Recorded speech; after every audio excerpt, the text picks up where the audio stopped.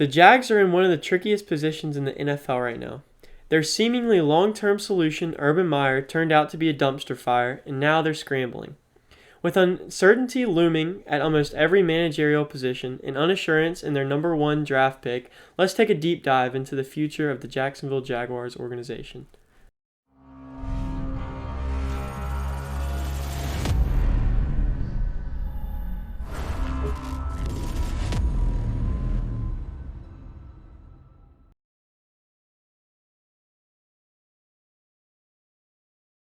Taking a look at head coach, there have been rumors that Josh McDaniels could be the hire for the Jaguars. If the Jaguars can tempt McDaniels away from New England, this would be a huge addition. Trevor would now have one of the best quarterback developers ever. McDaniels developed Brady into GOAT status and is now developing Mac Jones. This could be the fastest track for Trevor developing, but we'll get into this later. Let's start by taking a look at the cap space breakdown for 2022. They have $71.7 million in cap available without re-signing anyone. Let's take out about $11 million for the next 3 to 4 years with re-signing Cam Robinson, their hopeful left tackle of the future. Let's take about $10 million out for the next 2 to 3 years with the re-signing of starting guard Andrew Norwell. The future of DJ Chark looms though. His contract would take about $10 million to cover a year, and the Jags don't want to wrap themselves in a $10 million contract with a player that's so injury prone. With their quarterback, running back, and tight end positional needs filled, the Jags are in desperate need in free agency and in the draft of wide receivers. The big wide receiver free agents in 2022 are names of the likes of Davante Adams, Allen Robinson, Chris Godwin, Mike Williams, Christian Kirk, Juju Smith-Schuster, Will Fuller, and that's just to list a few.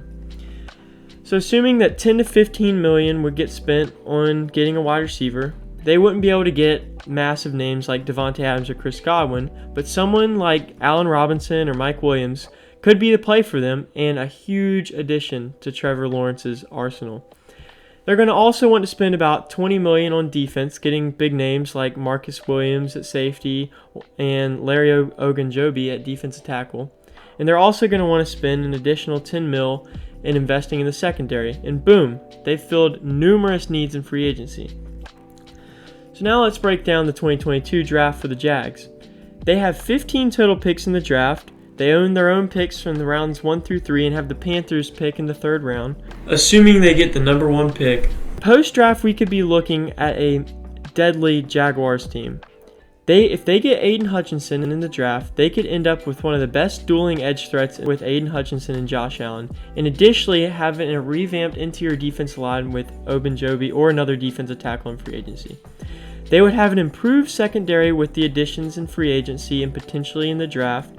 They'd have a receiver room with Marvin Jones, Laviska Shenault, a stud free agent wide receiver, and a 2nd to 3rd round rookie wide receiver. Have an incredible running back room with ETN and James Robinson. Potentially invest in upgrading in the O-line later in the draft and have a solid offensive line.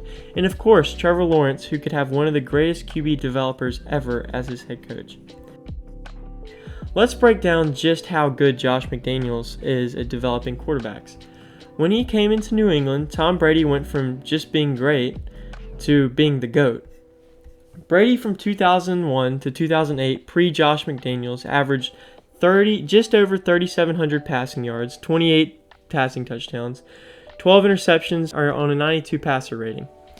Now, Brady, under Josh McDaniels from 2009 to 2019, jumped about 600 yards to over 4,300 passing yards, up to 31 passing touchdowns on 8 interceptions on a 100 passer rating. So the question is, why can't Trevor do the same? Now, as an analyst, we can all speculate and predict what's going to happen, but at the end of the day, it all comes down to the Jags or whatever organization pulling the right triggers and developing these players properly.